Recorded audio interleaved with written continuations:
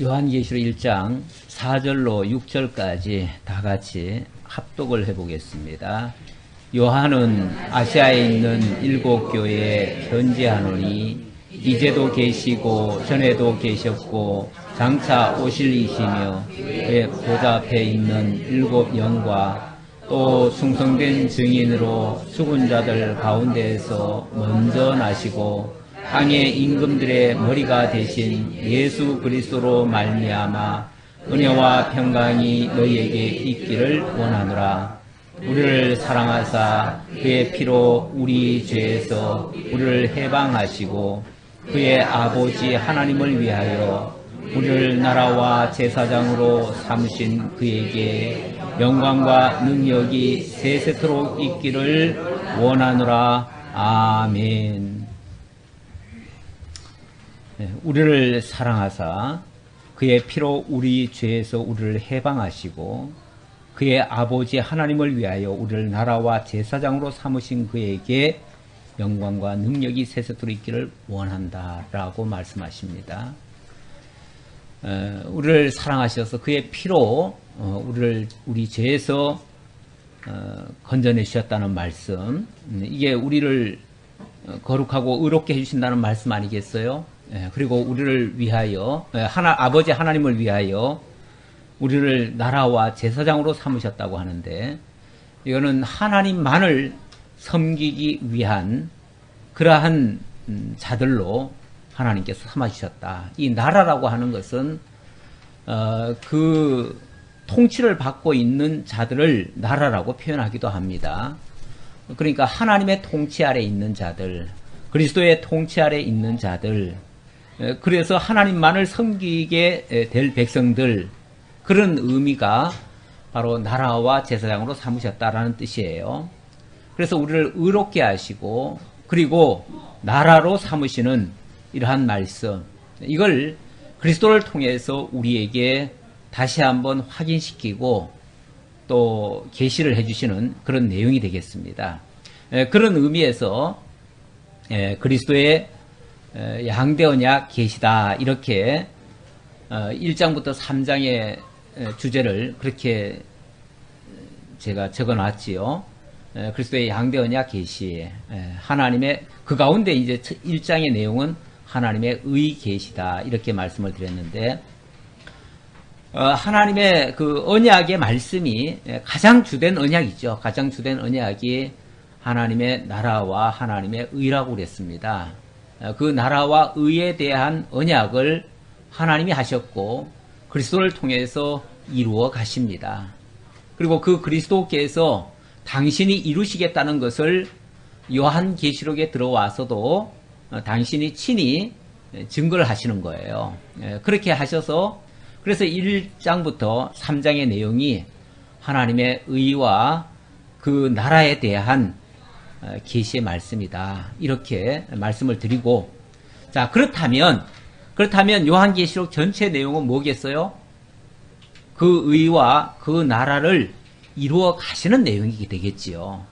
그것을 언약하는 말씀이니까 그것을 이루어 가는 내용이고, 마지막 결론에 가면 그것에 대한 성취가 되겠지요. 이런 구도로 요한계시록을 본다, 그 얘기예요. 그래서 요한계시록 전체를 그런 구도 아래에서 이해를 하시면 요한계시록이 뭐 우리가 딴 데로 빠질래야 빠질 수가 없습니다.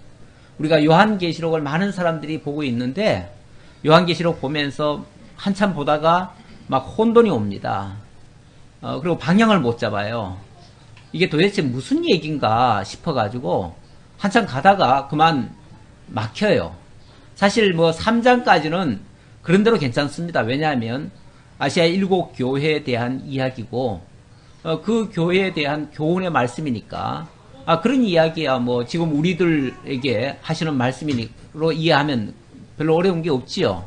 그래서 보통 3장까지는 그런 대로 그냥 쉽게 넘어가는데, 그 다음부터 가기 시작하고 한 7, 8장 넘어가고 그 다음에 뭐 10장 넘어가고 하면은 뭐 이상한 것들이 많이 나오기 때문에 거기 가가지고는 완전히 방향을 잃어버립니다. 많은 교사들이 그렇게 하고 있어요. 그러다 보니까 요한계시록은 어렵다라는 말이 자꾸 나오는데, 다시 한번 말씀드리지만 이런 구도가 없이 보기 시작하면 어려울 수가 있어요. 그러나 이런 구도를 가지고 보시면 구도 아래에서 보기 때문에 결코 어려운 이야기가 아니다. 그 얘기고요. 1장부터 3장의 내용은 하나님의 의와 또 나라에 대한 계시의 말씀인데, 그 의를 얘기하려니까 의라고 하는 것은 죄라고 하는 걸 먼저 드러내고 그 죄에 대한 심판이라는 게 있고요. 그리고 그것을 또 거룩하고 깨끗하게 만드시는 그러한 섭리가 있습니다. 그리고 또 나라라고 하는 것은 이 지상에 보여주는 나라는 바로 이 교회지요. 그리스도의 몸된 교회. 그러다 보니까 당연히 교회에 대한 이야기가 나오지요. 그래서 2장, 3장은 나라에 대한 이야기고요. 1장의 내용은 하나님의 의에 대한 이야기다. 그 말이에요. 자, 의를 얘기하려니까 그리스도께서 죄에 대해서 심판주의 모습으로 등장을 합니다. 그러다 보니까 1장에서는 그리스도께서 인자 같은 이의 모습으로 등장을 하는 장면이 나오지요. 그럴 때에 그의 그 온 모습에서, 전체 모습에서 바로 심판을 예고를 하고 있습니다. 심판을 드러내고 있어요. 그래서 머리부터 발끝까지의 그런 모습들이 전부 다 심판주의 모습이에요. 그 심판주의 모습으로 등장을 해서 죄에 대해서는 엄중하게 다스리시고 하나님의 의는 온전히 드러내시는 그런 모습으로 계시를 하고 있습니다. 자, 오늘 4절부터 살펴볼 말씀이니까요. 자, 4절부터 6절까지에서는 요한이 수신자를 축원하면서 진리로 반드시 승리하게 하실 것을 하나님 앞에 간절히 구하는 그런 장면이 되겠습니다. 요한은 아시아에 있는 7교회에 편지하노니 이제도 계시고 전에도 계셨고 장차 오실 이시며 그의 보좌 앞에 있는 7 영과 이 편지를, 이 계시의 말씀을 기록하고 그것을 전달하는 사람이 바로 요한이죠. 그래서 이 요한이 바로 내가 그 말이죠. 요한 그 자신이 이 편지를 보내는데 누구에게 보내느냐 하면 그 수신자는 7교회에 편지한다 그랬습니다. 7교회를 향해서 이 편지의 내용을 보냅니다. 그런데 아시아에 있는 7교회라고 했습니다. 여기 아시아는 소아시아를 두고 하는 말입니다. 전체 아시아가 아니라 소아시아에 있는, 일단 지명으로는 그렇습니다. 소아시아라고 하면은 지금의 터키 지역에 있는 그 7개의 교회를 이야기합니다. 그런데 터키 지역에 소아시아에 교회가 7개밖에 없었습니까? 그렇지는 않아요. 거기에 교회가 여기에 열거되어 있는 7교회 말고도 그 당시에도 많은 교회들이 또 더 있었습니다. 더 있었지만 그 중에서 딱 7개를 꼬집어낸 이유는요. 7개가 어떻게 보면 대표적인 교회일 수 있어요. 대표적인 교회이기 때문에 그렇게 이야기를 한 겁니다. 그리고 성경에 7이라고 하는 이 숫자가 이제부터 이제 여러 번 나올 텐데요. 여기서 7이라는 이 표현은 이거는 그냥 단순한 숫자로만 생각할 거는 아닙니다. 또 왜냐하면 이스라엘 백성들은 역사적으로 전통적으로 이 숫자에다가 마치 암호처럼 특정한 그런 어떤 의미를 부여한 경우가 있었습니다. 실제로 이스라엘 백성들은 그렇게 사용을 했어요. 했기 때문에 7이다, 6이다, 또 3이다, 4이다, 이런 이야기들이 쭉 나오면은 그 숫자가 그냥 단순한 숫자가 아니라 그 속에다가 이스라엘 백성들끼리만 서로 통용할 수 있는 그런 의미가 그 속에 담겨 있다 그 말이에요. 이걸 이제 우리는 흔히 상징이다 이렇게도 표현하는데, 상징수다 그렇게도 얘기를 하는데, 그걸 우리가 부인할 수가 없습니다. 그거는 분명히 있는 사실이고, 그 당시 이스라엘 백성들이라면 누구나 그렇게 서로 통용했던 어찌 보면 암호 같은 내용이에요. 사실 그 요한 당시에 굉장히 큰 핍박들이 많았었기 때문에 그 당시에는 모든 그 언어를 사용할 때, 특히 우리 기독교인들이 어떤 언어를 사용할 때에 모든 것을 직설적으로 표현하지 않은 예가 참 많습니다. 좀 우회적으로 이렇게 표현한 예들이 많아요. 예를 들면 내가 그리스도인이라는 사실을 공개적으로 밝힐 수가 없어요. 왜냐하면 공개적으로 밝히는 순간부터는 완전히 지목을 당하고 왕따를 당하고 사회에서 격리되고 그렇게 되어지면 사회 활동 자체를 못해요.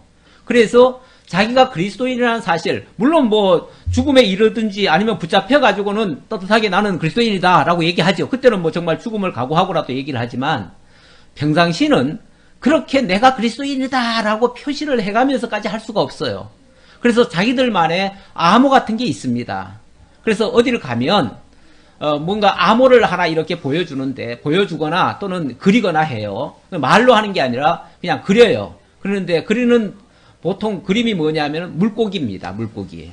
물고기 모양을 그려요. 그러면은 아, 저 사람이 그리스찬이구나 라는 걸 알게 됩니다. 물고기라는 그 단어가 있어요. 그걸 익디스라고 그러는데 익디스라는 말이 제가 한번 써볼까요?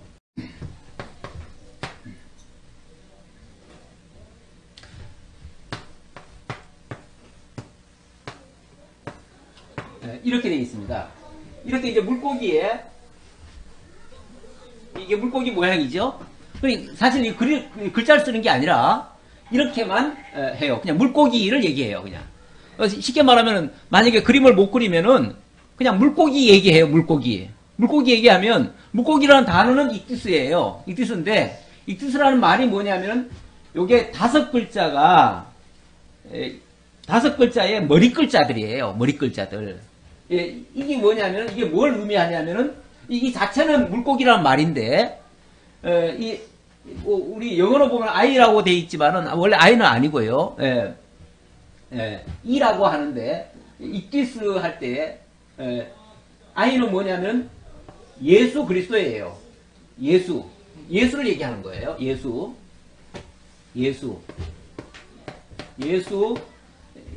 이거 뭐 X처럼 돼 있지만 X가 아니고요. 이게 그리스도라는 뜻이에요. 그리스도. 이거는 데오스의 약자인데 데오스는 뭐냐면은 하나님이란 얘기예요. 이건 휘오스라고 하는데 휘오스는 뭐냐면 이거는 아들이란 얘기예요. S차처럼 돼 있지만 이거는 시그마라고 돼 있는데 이거는 영어로 말하면 salvation, 구원이라는 뜻이에요. 구원. 그러면 예수 그리스도는 하나님의 아들이요 나의 구원자이십니다. 이 얘기예요. 이거를 그냥 한 단어로 묶어가지고 익디스라고 표현했고 그냥 물고기라고 얘기한 거예요. 우리들끼리는 그냥 물고기라고 하자. 그러면은 자연스럽게 예수는 그리스도시고 나의 구원자이십니다를 고백하는 거예요. 신앙 고백이에요. 우리 교회 그래서 우리 교회 마크를 하나 제가 만들었는데 뭐 잘 만든 건 아니지만 거기다가도 사실은 우리 주보 보셔요. 주보 보시면은 이번에 새로 주보하면서 거기다 앞에 익두스라고 하는 그 글자를 거기다 넣어놨어요. 넣어놨는데 그러면서 오직 예수는 그리스도 우리의 구원자. 제가 이 단어를 여기다가 그냥 풀어놓은 거예요. 뭐 아주 선명하게는 안 나왔지만 그런 의미로 우리가 물고기 모양을 그려놨는데 바로 이런 뜻이에요. 그러니까 우리도 그랬잖아요. 우리도 일제시대 때 사실 우리가 무슨 일을 하려고 하면요. 독립운동을 하려고 하면 우리끼리 노골적인 얘기를 못해요. 못하니까 전부 다 뭐 은어 같은 걸 사용을 해요. 은어 같은 걸 사용하고 그래서 예를 들어서 뭐 노래를 하나 지어도 동요를 하나 지어도 예를 들면 산토끼야 어디를 가느냐 깡충깡충 튀면서 뭐 어디를 가느냐 그리고 뭐 푸른 하늘 은하수 뭐 이런 얘기 하잖아요. 은하수 거기에 뭐 토끼가 뭐 막 방아찍고 이런 얘기 하는데 그런 얘기가 뭐냐면 우리나라의 그 아주 어려운 현실을 얘기하는 거예요. 우리가 일제에 쫓겨가지고 저 도망치듯이 하고 어디 가가지고 정말 외로운 그런 상황에 놓여 있는 그런 현실을 그 애환을 그렇게 표현을 해요. 하는데 그걸 직접적으로는 말을 할 수가 없어요. 직접적으로 말했다간 바로 잡혀 들어가요. 그래서 은어를 사용하듯이 그렇게 했는데 지금 이스라엘 백성들도 이 당시에 굉장히 그 어려운 상황이 있기 때문에 그래서 표현을 할 때 언어 같은 걸 좀 사용을 했었다. 그래서 본서에도 그런 것들이 완전히 배제되진 않았다. 그런 내용도 있고 실제적인 상황을 이야기한 것도 있고 그래서 그런 것들을 잘 구분을 해가지고 우리가 이해를 해야 된다 그 말이에요. 그래서 만약에 어떤 상징적인 의미를 담고 있다면 그건 상징으로 우리를 이해하지 않을 수가 없다 그 얘기예요. 그래서 7이라고 하는 숫자 제가 말하다가 그 얘기까지 나왔는데 7이라는 숫자도 이걸 뭐라고 그랬냐면은 완전수라고 그래요. 완전수. 하나님의 완전수 이렇게 얘기해요. 하나님의 완전수. 왜 하나님의 완전수냐고 하면은 이게 이제 전체, 충만, 완전 또는 안식 그냥 완전수라고는 얘기하지만 그 의미는 전체, 충만, 또 완전, 안식 이 의미가 담겨 있다 그 얘기예요. 담겨 있는데 왜 7이라고 하는 걸 그렇게 보냐 하면 하나님의 전 역사를 한번 보자는 거죠. 전 역사를 보면 하나님이 6일간 천지를 창조하십니다. 그렇죠? 6일간 천지를 창조하시고 제7일 제7이라고 하죠. 제7일을 뭐라고 그래요? 쉰다고 하지 않고 하나님이 안식하셨다 그래요. 그러면서 내가 안식하였으니 너희도 뭐하라? 안식하라 그래요. 그러면서 이 안식이라고 하는 거는 하나님이 하신 그 창조의 뭐예요? 창조의 완성이죠. 완성. 그러니까 창조 내가 모든 것을 다 지었다라고 하는 선언이에요. 선언. 그러니까 하나님이 내가 이 모든 것을 다 지었다. 그리고 내가 이제 다 지었기 때문에 내가 이제 안식한다. 그리고 이 모든 것은 다 내가 준 거다. 그러니까 그러면서 이제 그 제7일이라고 얘기를 해요. 제7일. 그냥 7일이라고 하는 게 아니라 제7일이라고 얘기를 해요. 그러니까 7일이라고 하는 거는 곧 하나님이 모든 것을 다 완성하셨다. 그래서 하나님이 하신 모든 일이 이 7 안에 다 들어있다. 그 얘기고 그걸 하나님이 안식하심으로써 내가 그 모든 것의 주인이다. 이걸 선언하신 거예요. 그러면서 그걸 인정하라고 우리 보고도 안식하라고 하신 거예요. 그거 인정하라고. 이런 데서 나온 숫자가 쉽게 말하면 7이에요. 그래서 7이라고 하는 거는 하나님이 모든 것을 다 이루셨다는 얘기고 이에 반해서 6이라고 하는 숫자는 뭐죠? 아니 이거는 아직은 일을 하고 있는 상태인데 다시 말하면 아직 도달이 안 된 상태죠. 뭐가 부족한 상태죠. 아직 덜 된 상태예요. 그러니까 6이라고 하는 것은 이건 완전에 이르지 못한 상태고 뭔가 부족한 상태고 그러다 보니까 이거는 좀 부족한 수로 보는 거예요. 그러니까 완전 수로 보는 게 아니라 부족한 수로 봐요. 그러니까 인간이 노력을 하고 또 어떤 무슨 계획을 세우고 뭘 하고 최고로 도달해도 어디까지 도달해요? 인간은 6까지밖에 도달해요. 완성이 안 돼요. 인간은 완성이 안 돼요. 마찬가지로 악한 사단의 역사들도 사실은 하나님의 완전에는 도달을 할 수가 없어요. 그래서 그 도달하지 못하는 걸 가리켜서 6이라는 숫자로 나타낼 때는 6이라고 표현을 한다 그 말이에요. 그러다 보니까 6의 의미와 7의 의미는 사실은 판이하게 달라요. 그냥 숫자 하나의 한 끗 차이지만은 그래도 그 의미는 완전히 다르다. 그래서 여기 7교회라고 하는 것도 그런 의미에서 본다면은 7교회가 뭐겠어요? 실제 7교회를 가리키는 말이긴 해요. 그리고 실제 7교회에 편지를 보내기도 했어요. 그러니까 실제 7교회를 말한 것도 맞지만 그러나 이거는 단순히 7교회만 한 게 아니라 한정을 한 게 아니라 세상에 있는 모든 교회 하나님의 택한 모든 교회 하나님의 전체 교회에게 이 말씀을 다 준다 그 말이에요. 그러면서 그 7교회의 여러 사례들을 쭉 얘기를 해요. 얘기를 하는데 똑같은 교회들은 없어요. 다 달라요. 다 다른데 어찌 보면 그것이 이 세상에 있는 전체 교회의 각각의 특색일 수 있어요.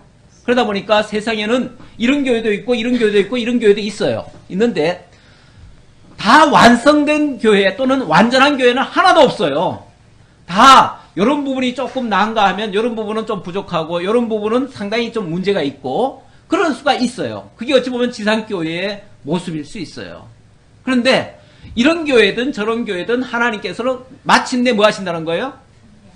이기게 하신다는 것이 또 그런 연약한 교회에 대한 하나님의 약속의 말씀이에요.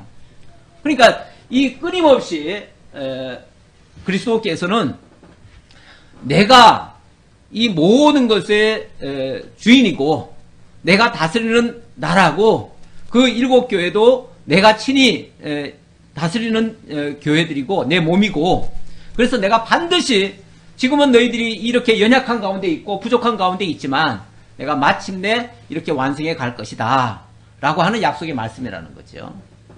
그런 의미에서 우리에게 엄청난 소망을 주고 있다. 그렇게 말씀드릴 수 있겠습니다. 그래서 지상교회는 아직은 부족한 교회예요. 왜냐하면 완성에 도달하지 못한 교회이기 때문에 그러나 그 완성을 바라보고 가는 교회다. 그래서 지상교회는 제가 전투하는 교회라는 표현을 했어요. 왜냐하면 계속 지금 싸우고 있는 중이니까.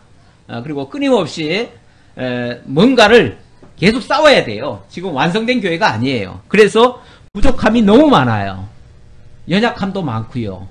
자칫하면은 쓰러질 수도 있고요. 마귀의 유혹도 받을 수 있고요. 악한 사자가 끊임없이 회방 놓기도 하고요. 그런 가운데 있는 교회에게 편지를 보낸다. 어떤 모습으로 보이시냐 하면은 어떤 모습으로 보내시냐 하면은 이제도 계시고 전에도 계셨고 장차 오실 이시며 이렇게 얘기를 합니다. 이제도 계시고 전에도 계셨고 장차 또 오실 이시고 아까 우리 찬송 중에도 보니까 처음과 나중 되시는 그리스도 뭐 이렇게 얘기를 했나요? 아마 그런 가사가 있었던 것 같은데 이 처음과 나중 알파와 오메가 이런 표현도 이제 조금 있으면 나올 텐데요. 알파와 오메가 전에도 계셨고 이제도 계시고 장차 오실 이시고 그분은 영원한 신분입니다. 영원 자존하신 분이에요. 한때 이 땅에 오셨다가 잠시 활동하다가 가심으로 끝나신 분이 아니에요. 세상에 모든 훌륭한 사람들이 있다고 늘 사람들이 얘기를 하는데 뭐 설령 있다고 해도 그런 사람들은 대부분 한 시대를 이렇게 시대를 이끌었던 그런 유명인이기는 하지만 그러나 그 시대 이상의 영향을 주지는 못합니다. 그리고 영원히 살아있지도 않습니다. 그냥 잠시 그 당시 사람들에게 교훈을 줬을 뿐이에요. 그 정신은 아직까지 좀 남아있을지 모르지만 그러나 그것은 실제로 영향을 주지는 못합니다.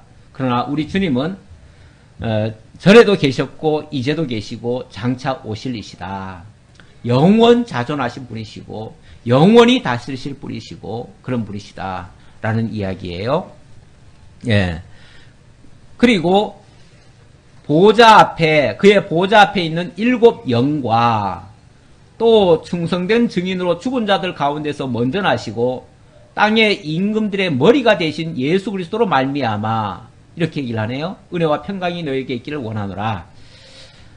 자, 그의 보좌 앞에 있는 7 영 그랬습니다. 그의 보좌라는 말은 보좌에 앉으셨다는 말은 그 보좌는 다른 보좌가 아니라 통치하기 위해서 앉은 보좌예요. 그러니까 왕이 되신 분이란 얘기예요. 그러니까 그 왕이 되신 분이 7 영을 보내시는 거예요. 근데 7 영이 또 뭐냐?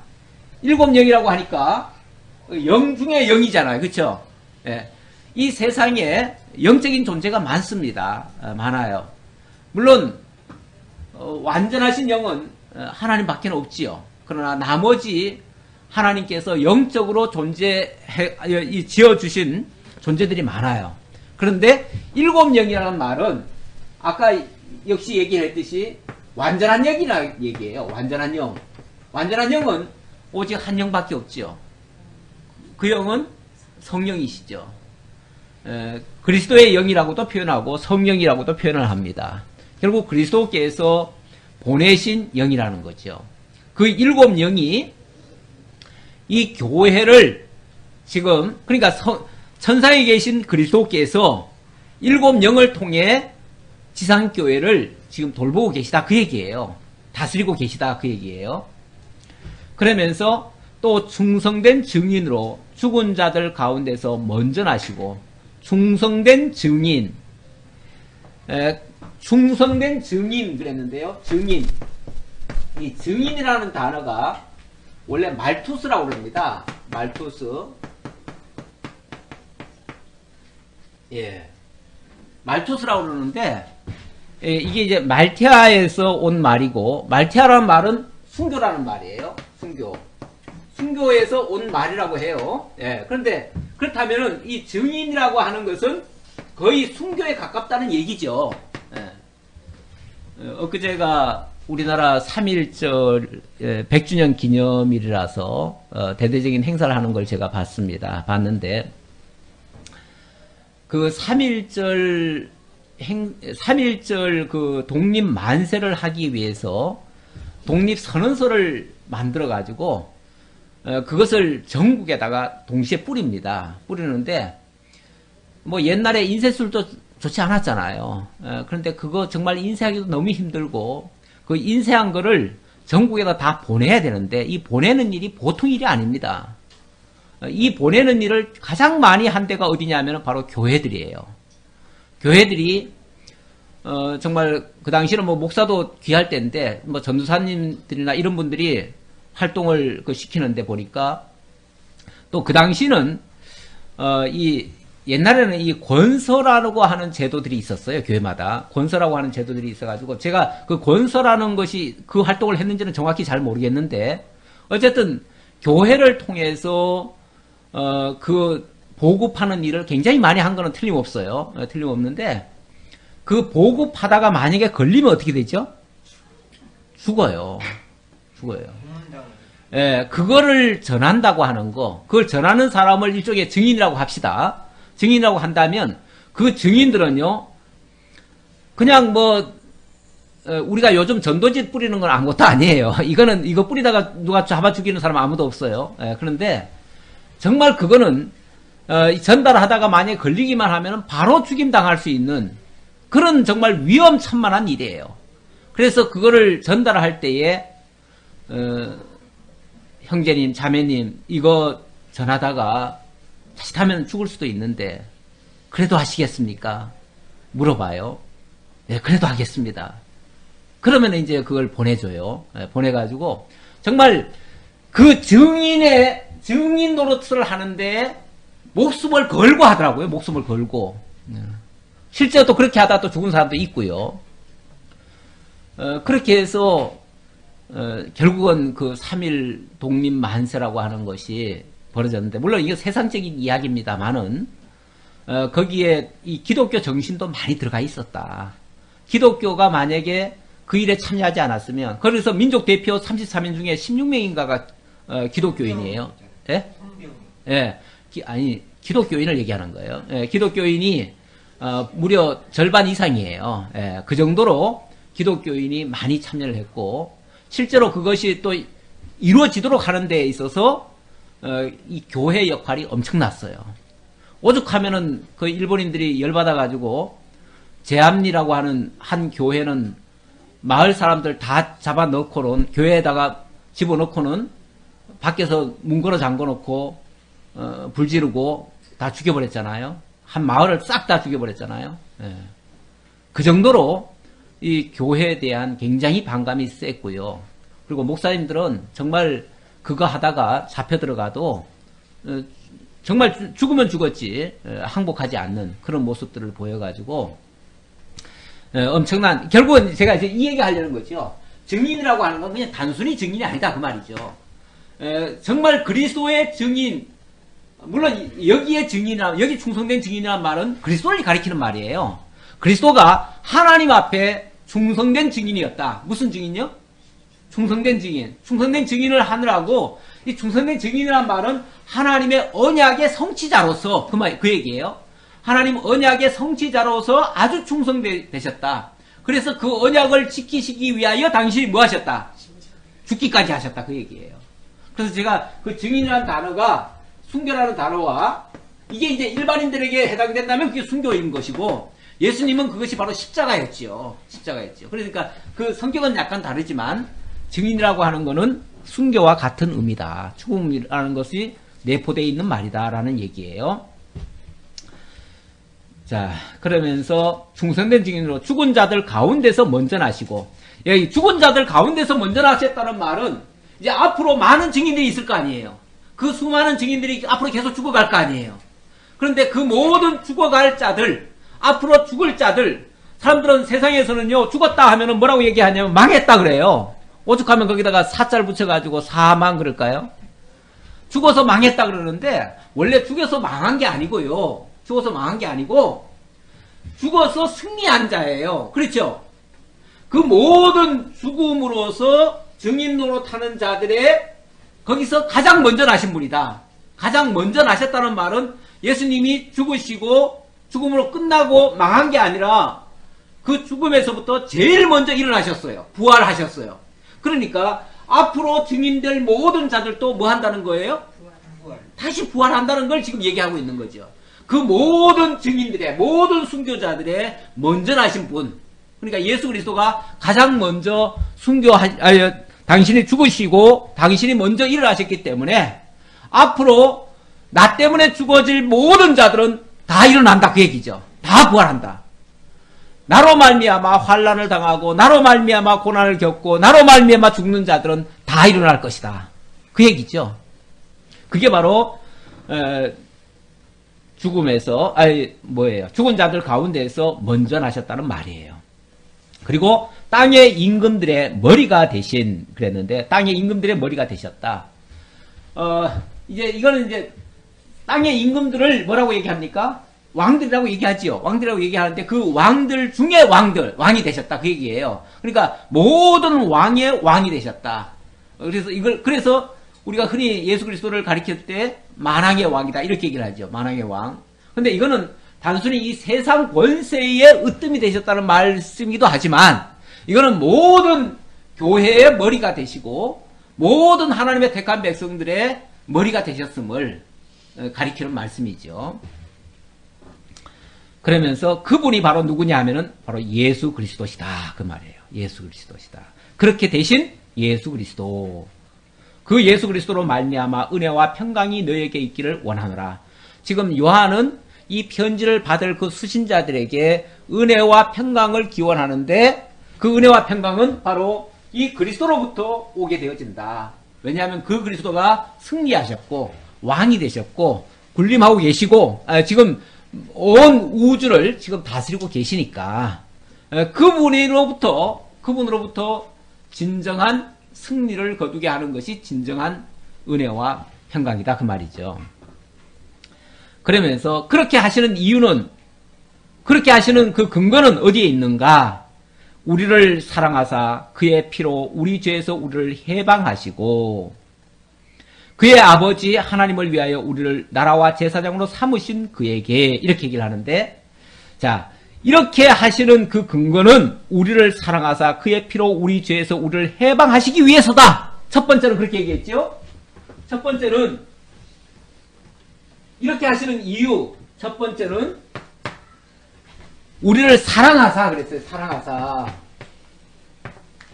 우리를 사랑하시기 때문에 우리 죄에서 해방하시는 일을 하신다. 사랑하시다. 이 사랑하사라는 말은 어디서부터 또 나온 말일까요? 우리 성경적으로 말하면 성경 어디에 예언되어 있는 말씀인가요? 물론 뭐 창세기에 거슬러 올라가면 다 있겠지만 창세기에는 분명하게 나오는 부분이 하나님이 우리를 사랑하셨다는 그 표현이 직접적으로 기록된 말씀은 에베소에 있죠. 에베소에. 에베소 1장 3절 이하에 보면 창세전 그리스도 안에서 우리를 사랑하사 이렇게 얘기를 하죠. 그러니까 이 모든 우리를 위하신 하나님의 모든 섭리의 근거는 하나님의 사랑으로부터 출발해요.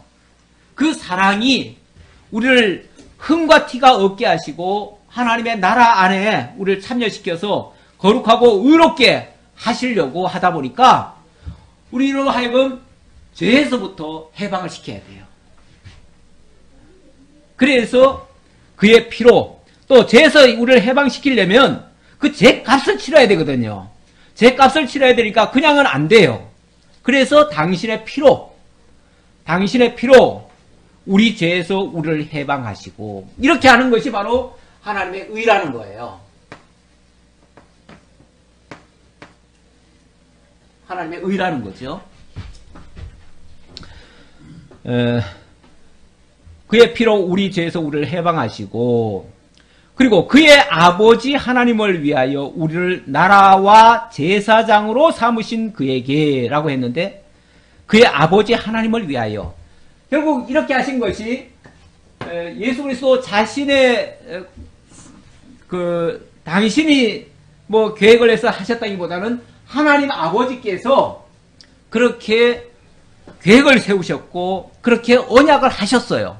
그 언약하신 것을 정말 충성된 증인으로서 이렇게 이루신 것이다 그 말이에요. 그래서 아버지 하나님을 위하여, 그 아버지 하나님이 그렇게 계획을 세웠으니까 그 계획을 이루어서 그 하나님이 다스리시는 그 나라를 이루기 위해서 우리를 거기에 참여시키려고 우리를 그의 나라와 그의 제사장으로 삼으신 그에게, 그 말이에요. 자, 그래서 아버지 하나님을 위하여 나라와 제사장.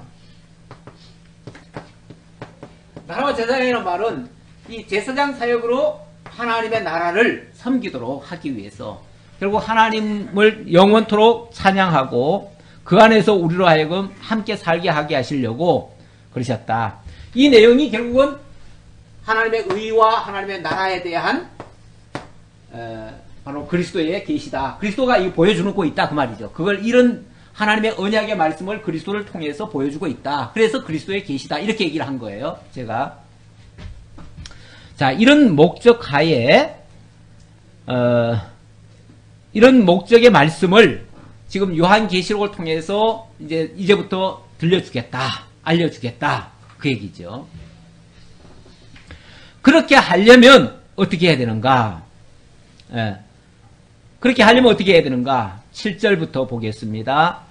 우리 한번 좀 합독을 해볼까요? 볼지어다 그가 구름을 타고 오시리라. 각 사람의 눈이 그를 보겠고 그를 찌른 자들도 볼 것이요 땅에 있는 모든 족속이 그로 말미암아 애곡하리니 그러하리라. 아멘. 주 하나님이 이르시되 나는 알파와 오메가라. 이제도 있고 전에도 있었고 장차 올 자요 전능한 자라 하시더라. 자, 이 역사를 이루려면 뭘 해야 돼요? 이 역사를 이루려면, 자, 이게 하나님의 언약이었어요. 자, 나는 이걸 하기 위해서 뭐 한다? 다시 온다 그 말이에요. 다시 온다. 이걸 하시러 다시 오실 수밖에 없는 거죠. 네. 그래서 볼지어다 그가 구름을 타고 오시리라. 자, 이 일을 완성하시려면 그분이 오셔야 돼요. 오셔야 되는데 이번에 오실 때는 무슨 모습으로 오신다고요? 구름을 타고 오시리라 그랬어요. 구름을 타고 온다고 하니까 무슨 뭐 손오공이 양탄자 구름 타고 뿅 하고 나타나듯이 그렇게 올 것 같이 생각하는데 그렇게 낭만적으로 생각하면 안 되고요. 그 다음 장면이 어떻게 되어 있습니까? 예. 각 사람의 눈이 그를 보겠고 그를 찌른 자들도 볼 것이요 땅에 있는 모든 족속이 그로 말미암아 뭐한다? 애곡한다. 아니, 구름 타고 사뿐히 내리시면은 누가 애곡을 합니까? 왜 애곡을 하지요? 예. 그리고 그를 찌른 자들도 본다고 했는데, 그런 찌른 자들을 위해서 오신다는 얘기잖아요. 그렇죠? 그런 찌른 자들이 보게끔 온다는 얘기 아니에요. 그 찌른 자들이 당하러 온다는 얘기 아니에요. 그러니까 애곡을 할 거 아니에요. 그 찌른 자들은 누구예요? 그리스도의 원수들이죠. 원수들인데 그 원수들을 향해서 오신다는 말씀이니까 그 모습은 그냥 이 뭉게구름 같은 구름을 얘기하시면 안 돼요. 그런 구름을 생각하시면 안 돼요. 구약시대 때 보면 하나님께서 시내산에서 당신을 계시하시죠. 당신을 계시하실 때 그때 막 피어오르는 것이 구름입니다. 그렇죠? 그 구름 가운데 정말 불꽃 같은 그런 모습에 하나님이 임재를 하셔요. 그러면은 막 연기가 자욱하듯이 그렇게 끼고 막 우레와 같은 천둥 같은 그런 소리가 나오고 이러니까 너무 두려워가지고 이스라엘 백성들이 다 밑에 숨어버리죠. 산 아래에서 다 숨어버립니다. 숨고 모세 보고 뭐라고 그러냐면 모세요 너무너무 두렵습니다. 제발 우리가 하나님을 보지 않을 수 있도록 좀 해달라고. 하나님을 직접 안 보고 모세 당신이 좀 하나님 만나시고 하나님이 뭐라고 말씀하시는지 우리한테 좀 알려주세요. 우리가 직접 하나님 뵙기는 너무 무섭습니다. 이렇게 얘기를 합니다. 두려운 하나님의 모습이에요. 네. 그러니까 물론 뭐 우리가 거룩하고 깨끗하고 의롭게 되어서 정말 하나님의 사람으로 완전히 탈바꿈이 되어진다면 그런 자들이 두려워할 하나님은 아닐 거예요. 그렇죠? 그런 자들이 왜 하나님을 두려워하겠어요? 그런 자들은 주 예수여 어서 오시옵소서 하고서 대환영이죠. 그러나 어떤 자들요? 여기서 표현한 것처럼 그를 찌른 자들이 볼 것이요. 그를 찌른 자들에게는요. 정말 너무너무 두려운 그리스도의 모습이 등장하지요. 바로 심판주의 모습입니다. 심판주의 모습. 그러니까 심판주의 모습이니까 심판주는 완전히 죽이러 오는 거예요. 그렇잖아요. 예. 모든 대적들을 그를 찌른 자들을 정말 심판하시기 위해서 오시는 주님의 모습이기 때문에 사실 두려운 모습일 수밖에 없어요. 이거는 우리들한테 두려운 존재로 오신다는 게 아니고 우리는 여기 사랑하사 거룩하고 의롭게 만드시기 위해서 오셔요. 그러려면은 오히려 우리를 괴롭히던 자들, 교회를 핍박하던 자들, 그런 악한 세상 하나님께서 심판하시기 위해서 오시는 거예요. 그리고 우리로 하여금 오히려 그 하나님을 섬기는 하나님의 백성, 하나님의 나라로 우리를 세우시겠다는 거예요. 그러니까 우리로서는 사실은 대환영할 만한 주님의 모습이겠지만 안타깝게도 세상 사람들에게는 두려운 하나님이에요. 공포의 하나님. 그래서 모든 땅의 모든 족속들이 애곡할 수밖에 없는 그런 주님의 모습으로 등장할 것이다. 그래서 애곡하리니 그러하리라. 아멘. 예, 반드시 그렇게 될 겁니다. 그 얘기죠. 반드시 그렇게 될 겁니다. 그러면서 그 주님이 어떤 분이신가? 주 하나님이 이르시되 나는 알파와 오메가라. 이제도 있고 전에도 있었고 장차 올 자요 전능한 자라 하시더라.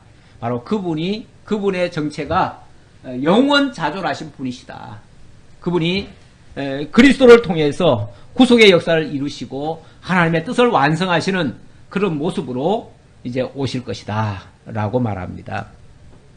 자, 9절부터 또 조금 보도록 하지요. 이 9절부터는 계시의 주체자이신 예수님의 모습을 보여주고 있습니다.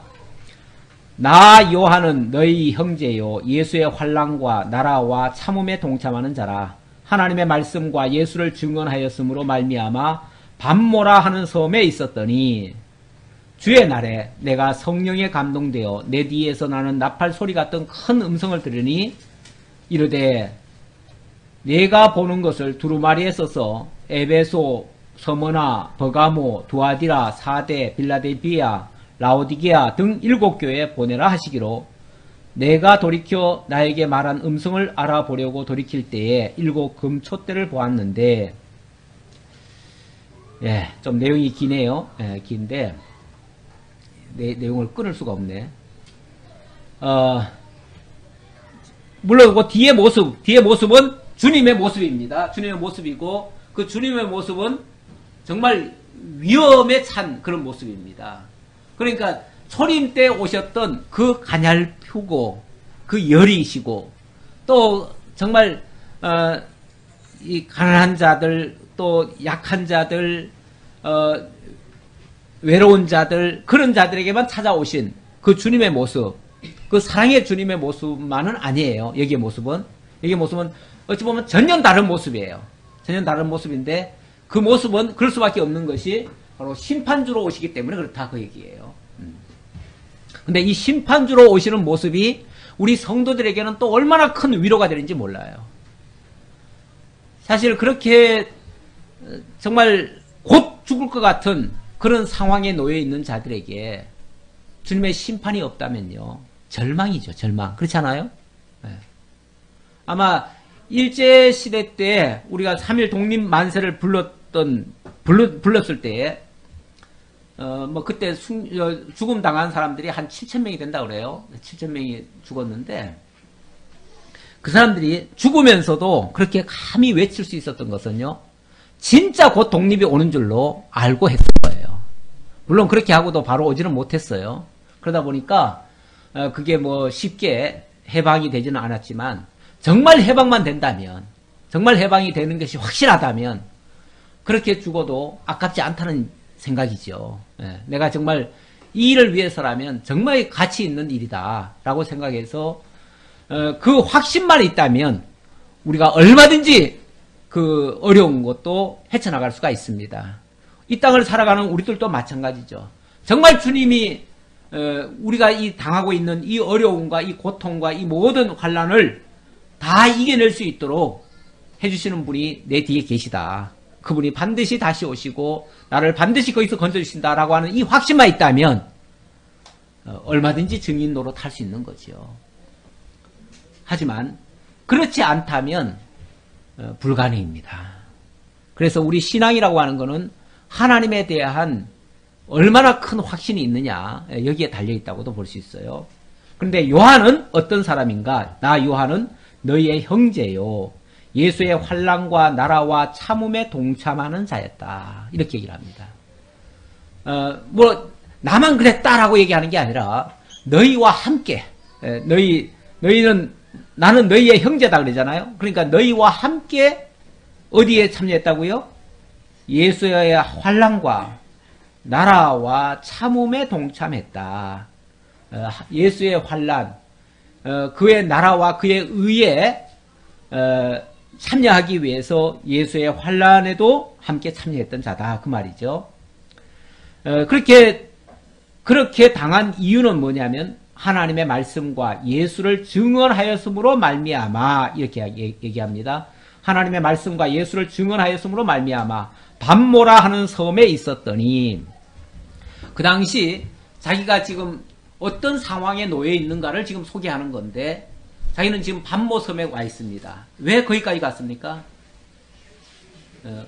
얼마 전에 어떤 목사님과 이렇게 우리 노회 목사님은 아니에요. 총회 목사님이신데 얘기를 하다가 그러시더라고요. 자기가 이제 후임자로 들어왔는데 전임자를